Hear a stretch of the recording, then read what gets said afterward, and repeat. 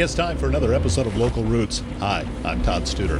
An update on the studios on Willow. We are beginning the process of moving all of the equipment in. We've got a long way to go in getting everything wired up, getting the lighting correct, getting the acoustics correct, but work is continuing all this week, and I'll be bringing you some updates. And also you can watch my other show, Morning Coffee, and we'll be talking about it there as well. I'd like to welcome a new sponsor to Local Roots. It is Marne Elkhorn Communications, and this is a company that's been in business for nearly 125 years. They are customer owned and just a wonderful company to be able to do business with. And I thought, if we're going to learn more about Marne Elkhorn Communications, shouldn't we go right to the source? So that's exactly what I did. And we have a special guest on today's show. It is Rachel Hamilton. She is the CEO and general manager of Marne Elkhorn, and she's going to fill us in on the history. She's going to talk about Marne Elkhorn's philosophy, why it is that they believe in keeping rural communities connected and the people that live there, and everything that they do for them, and also about an expansion that's coming up. They're going to be going into a new community in Southwest Iowa, and that's exciting. So Rachel Hamilton, CEO of Marne Elkhorn Communications, our guest today on Local Roots. The guest that we have today on the other program, Morning Coffee, is Cindy Schmader with Service Master Restore by Schmader. Cindy knows it's hard to get back to normal when you've suffered serious property damage due to flooding, fire, or smoke, and a lot of times what that can lead to is mold. And that is the topic of today's conversation. You're going to want to pay attention to it.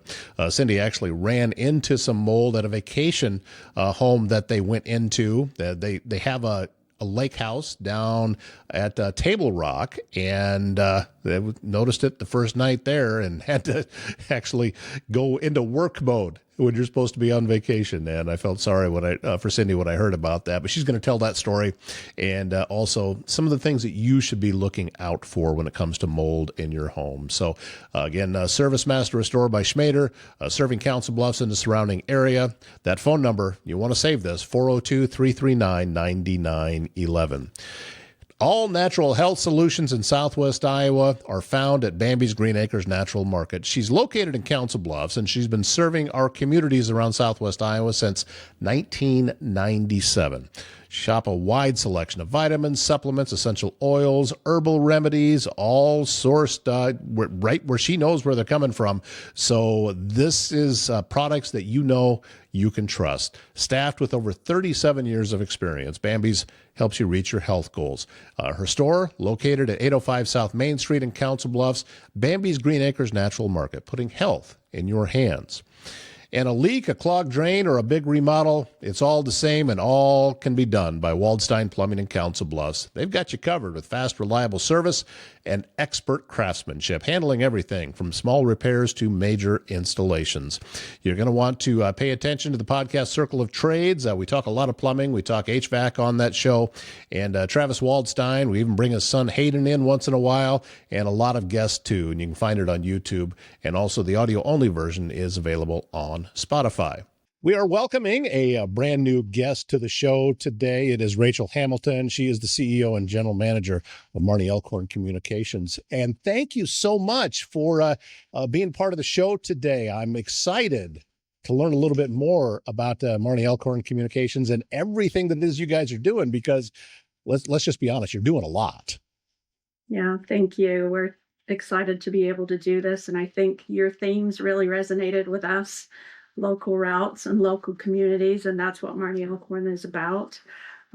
We started back in, we are about to go into our 123rd annual meeting. Oh, wow. And so the story behind Marne Elkhorn Communications is there were some farmers who decided they needed to do something about telephone service over 120 years ago. And so we are located in Elkhorn, Iowa, which is a little ways from where you're at, but our services expand all the way to Highway 6 in Council Bluffs. And so it is always really exciting for us to think about those farmers who decided in little Marne, Iowa, 125 years ago that they needed telephone service probably never imagined what this would turn into. And so it's pretty special to us. Well, at the time, telephone service was on the leading edge of technology. This is what uh, everyone had become capable of. And Marne Elkhorn has just continued on that same path as technology has changed and more things become available. You just adapted right with it. That's correct. When you think about it, that was back in the day where those telephone lines hung on poles throughout, these very rural communities. And yeah, it has progressed from there as as the board were owned or operated by a local board who are also subscribers to our service. As they saw the need for cable television was another big stepping point in our history, they said, okay, this makes sense. Let's offer cable television service. And then that moved into, I think in the late 1990s, early 2000s, let's offer internet service, which made sense also for us. But that was back in the day where you and I would not have been able to do what we're No. doing today. There is no way. That was back when, and I chuckle about this when you think about it now, when you would hear the modem doing the Hmm. dialing sound to connect you to the internet. And it's just growing from there, probably in ways that we never anticipated it would. And Iowa is somewhat unique in that it has a little over 100 privately owned telephone companies like us. Iowa has the most in the country. And so that idea that those farmers had definitely multiplied throughout the state. And for the most part, they're in small rural communities like we are. We don't go into large metropolitan areas. And so it's just fun to see local people rally around what they needed in their communities and get together to figure out, hey, how can we do this? And that has grown to us for I think we'll be going into our 13th small community next year, which is just really exciting. I'm assuming that going back that far, probably had telephone operators back then that were making connections for people. Then at one point, and I remember over Northeast Iowa, this wouldn't have been you guys, but I remember my aunt and uncle being on a party line. So you had to pick up the Yes. phone and see if anybody was already on it first before you could use it. And Yes. all of these different things just kept getting better and better. You used to be able to connect to somebody by dialing three numbers. Correct. Doesn't work that way Yes. anymore. No. No, it has changed so much. And you think about the evolution of the landline to now the cellular phone. You can't go anywhere without somebody having a phone in their pocket or hand. And it's interesting, that has been a challenging thing for us, but also interesting in that all those towers that provide that telephone service, they need service from somewhere. And guess what? That comes back to us. We provide the service or the internet connection to those towers that allow everybody to walk around with those phones in their hands. So it all works together. Some good, some challenging. That was a very polite way of saying it. Challenging, yes. Yeah. Do you ever sit back and just kind of marvel as to where things have gone? Because obviously, you, in your position and with the company, you need to be aware of what all the latest things that are happening. And I look back to, like you said, 30 years ago when the internet was just starting to get going and where it is now. If we move forward another 30 years, where is that heading? And how much of that in your position do you need to be aware of before it becomes widespread? Yeah, that is really interesting. I think about it a lot personally. I remember I ended up in Iowa. I was an exchange student from New Zealand, and that was back in the 1980s. And so we wrote letters, and that's how we exchanged information. And so I would write a letter and wait 3 weeks to get a response to just how much it's changed in that time. I would never have dreamed back then, writing that letter and waiting 3 weeks for a response, that I could actually just push a button and be talking to my family. And so I do think about that a lot. And I think our board focuses on that. And you look at all that's going on with like AI. there's so much noise in our industry. It is really challenging to think about what should we focus on. But to us right now, it has been all about getting reliable internet service to the small communities in Iowa, not the large ones, to the small ones, and making sure that everybody in those communities has the same opportunities as those people that subscribe to Google Fiber or one of the larger things. And I think that has been where our strength is. We know where our strength is. It's in small communities. We're passionate about those communities. We spend a significant amount giving back to those communities a year because they are important to us. These are the people that we go to church with, we're in the grocery store with. If their service is not working, we're going to hear about it. But on the flip side of that, we also get to support their Little League teams. We've been working in Minden trying to help them since the tornado navigate how to get the community center back together. Just things like that you wouldn't necessarily associate with a broadband provider, but those communities are equally as important to us as we are to them. You bring up a lot of good points and things that we have talked about on this show, that when you are doing business in smaller communities, it's different. I don't know that the way that you have developed and grown Marne Elkhorn Communications would necessarily work in a metropolitan area because it's different. People expect different things from you. Relationships are so much more important. You talk about meeting somebody in the grocery store. That's necessary. It's not just a one-off kind of thing that, oh, hey, they're going to find us. That needs to happen at this level. Yeah. And all of our staff too, and we talk about this frequently. There are 21 of us right now. We talk about that you are 24/7 a representative of our company.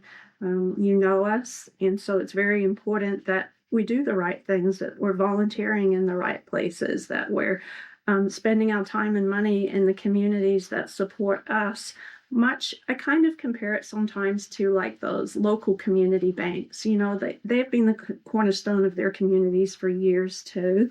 And that's kind of where we find ourselves. And I think part of what makes us successful is that people are familiar with us. But I do think it's challenging, and I love the idea that you're doing a podcast, because as we go out into communities that maybe aren't familiar with us, and what worked for us from a marketing perspective, 10 years ago, where we did more in print media and radio media, is not the same and is not reaching the people that we need to reach anymore. And so your program was really exciting to me, to see somebody who touches communities in a different manner than what we're used to. I'm grateful for those kind words. Truly, I am. And I think that for me, and being in the position that I am in, there are similarities. I use a lot of the same muscles that I used to use in radio, and being in the market that you're at, I'm sure that you still hear from,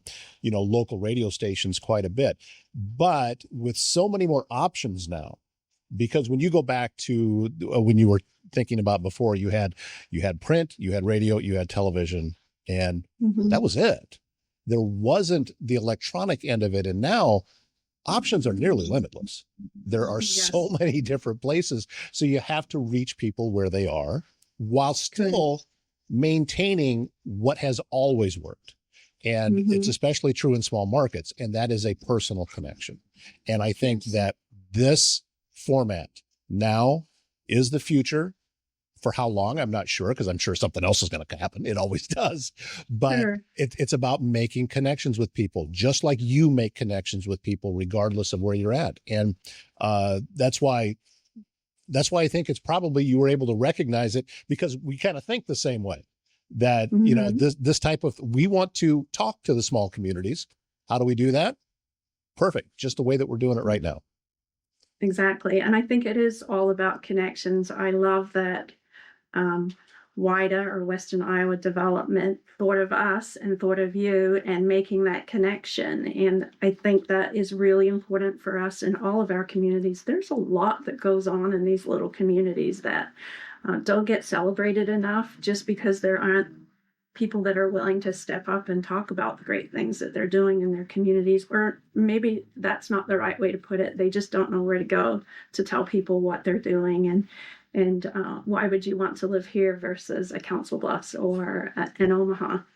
Yeah, and also, speaking of WIDA, I think that the work that they are doing is very important because I'm a believer in chambers of commerce, and a lot of the smaller communities we have in Southwest Iowa have their own chamber. However, getting information from one community to another, as you said, sometimes can be a little more difficult because we just get focused and pigeonholed into where we're at. WIDA reaches out past that, and they are actually connecting these communities in a way that I don't think was happening before. And I think that's why we're seeing the growth in WIDA that we are, because there is such a need for it. Yes, I would completely agree with that. It's hard to keep us all in the same page rowing in the same direction. And it's hard to make those connections if you're not out and about in the community all day long. Like I said, we are going into our 13th community, which will be Crescent, and we don't necessarily know the people of Crescent, nor do they necessarily know about us. And so it's nice to have that connection with WIDA, who do know us and can speak on our behalf or are familiar with what we do. And I think all of those connections, that communication is really important, and really talks about us in small town Iowa.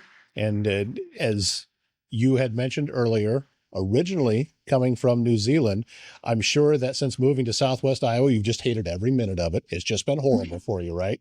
I still remember my very first day Yeah, driving down the interstate after getting picked up at the airport, and it was summer, and so that was just corn everywhere. I could sure. not see it. I wouldn't have known that there were 15 little communities between here and Omaha because you couldn't see them. And so it is really neat to actually be a part of these little communities that are so supportive of each other. And it's just it's a different way of life. I have kids that live in rural Iowa and some that live in the city, and it's just a really different dynamic, and just really important to keep us all connected. Well, and as we mentioned, when we're doing business like this, it's important to remember that both are necessary. I Mhm. think that the metropolitan areas and the rural areas are necessary. You have, with Marne Elkhorn Communications, have found your wheelhouses on the rural side. And by focusing on that and making sure that not only are the rural communities connected to each other, but they're also connected to the metropolitan area. With what you're doing, as you already said, you can talk to your family back home. Mhm. And I actually have had talks with a friend of mine that lives in Perth, Australia, same kind of way that we're doing this right now, and with the same quality. It's Mhm. like she's just right across the room, you Right. know. Yes. And to think if Marne Elkhorn hadn't been here to do this, who would be connecting these rural communities? Mhm. Who would be making that broadband connection?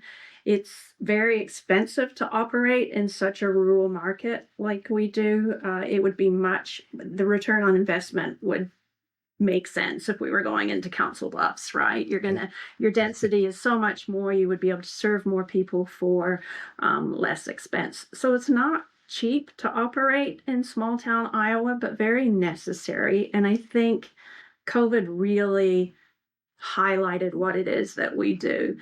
More people can work from home now than ever before. You can do telehealth from home. It's just all of the things that broadband has allowed us to do better and more efficiently.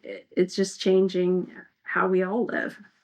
So if you had an opportunity right now to know that you're talking to people in Crescent, which by the way you are, so what do you want them to know about Marne Elkhorn I Communications as you're coming in? Sure. I want them to know that we have been around for almost a century and a quarter at this point, that we are people that live in your communities. When you call our office, you're going to get a real person, and that real person lives in rural Iowa just like you. And they want you to have the best services possible. You can always reach us. It's so great when I get emails that say, I just want you to know I just had your service for the very first time, and the people that came and hooked that service up were phenomenal. They were helpful, they were patient. That's who we are. We provide you the top of the line services, but we also stand behind those. And you know, when you're doing business with us, that you're doing business with somebody that lives in one of your communities, that spends their money in your communities. It's really important for us to give back to our communities. I could name some very big providers who may provide services in those communities, but they don't give back to those communities. You would never see their banner at the football field. You won't see them working those pancake breakfasts.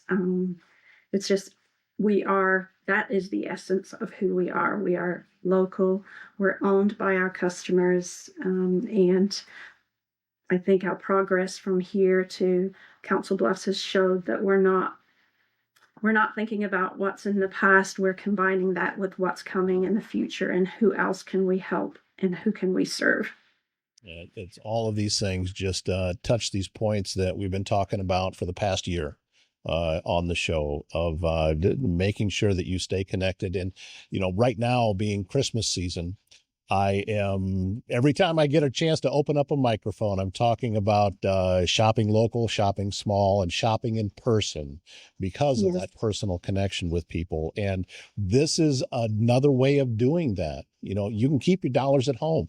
That, the money that you are sending in for the services that you're receiving, that money is being recirculated with the same people. And it's very, very important. I'm not saying the larger ones don't have a place, and we have to go to the direction sometimes. Right. But when we have the chance to do it, why not? Why not do it? Why not support those that are right here? Because I can see all across Southwest Iowa how robust of communities that we have. They're growing.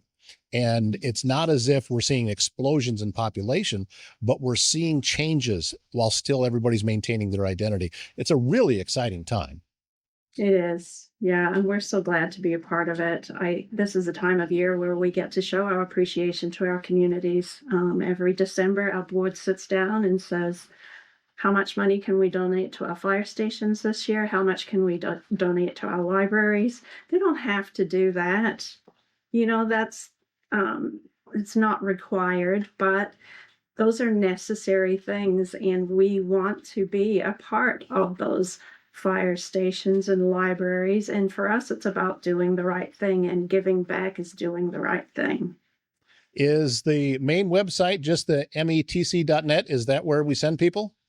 That is correct. Yep, very simple. It's 4 letters. We can remember that, and we're gonna get that in our scroll down at the bottom, so people can see that on every show now about Marne Elkhorn Communications and how to be able to reach out to you. And we're going to be talking about you and having you back on too. I'm so thrilled, Rachel, that you've decided to be a part of this. I'm excited to see where things can go. I'm excited to get your feedback on how things are being received in different parts of the region. And it's a great time to be doing this kind of work. And I'm thrilled that you're a part of it. And thank you so much for today. Great information. Yeah. And this is, as I said, you'll also learn about me very quickly, that being an ex-radio, that means that I'll use 10 words when 2 would have gotten the job done. So I'll just keep rambling. But again, thank you very much. We love this opportunity. It is so exciting to see, someone in this field in our small towns. It's just great. You've been seeing that website added to the scroll, runs right down here at metc.net, and give them an opportunity. And I think that as you listening to Rachel, you can tell that her philosophy on business and her values match ours. And that's why they are as successful as they are. And that's why I would recommend reaching out to them and giving them an opportunity to earn your business. HR Helix delivers fractional HR leadership and strategic people solutions for professional firms across our region, which includes Southwest Iowa.